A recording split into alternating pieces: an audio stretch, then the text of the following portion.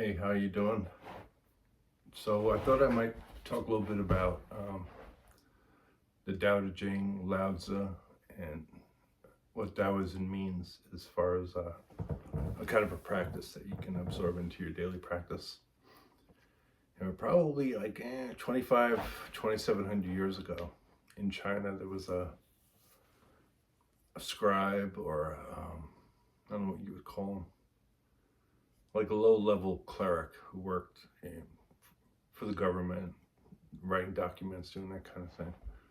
He did that his whole life. He did it, he worked, he believed in society, he believed in, he had to do what was right for the emperor and that kind of thing.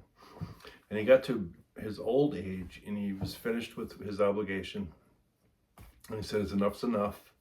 Now I'm going to go off and study on my own.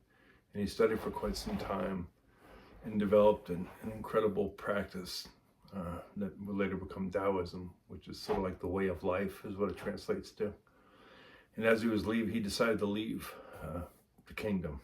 He went to the outer edge of the kingdom, and on his way out, the guards at the gates said, "Well, before we see in you this great light. So before you leave, would you mind giving us a summary of what your thoughts are and what your practice is?" So he wrote a number of verses. I think there's 80 or 88, something like this, verses of what it means to be a spiritual practicer in life. And then he left. He wrote on the back of a buffalo, and off he went into history, never to be seen again. But that book is incredibly, I don't know, it's like one of the greatest things I've ever read. And if you get a chance to, you should read it. Maybe Guy Feng in Jane English's version, which is a very good one. But the idea that is so incredible about it is it opens with a verse that says something like, there's something that existed before the creation, something great, something beyond, something unmeasurable, something you can't describe, something totally beyond anything. And out of that came everything else. Came all the 10,000 things, came all the differentiation, came the gods, came the practices, came the words. All these things came out of this great void that cannot be described in any word or in a feeling of whether it's like beyond everything.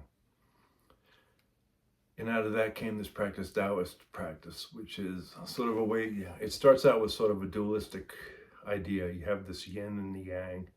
You have if you ever seen it, it's like a circle.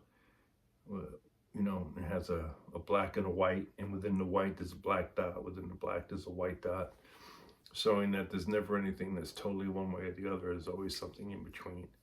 But it's all about the possibilities between positive and negative energy aspects, that kind of thing in the universe. And it presents a very insightful way of dealing with all those opposites that we look at when we try to define things. All right, hold on, I'll get back.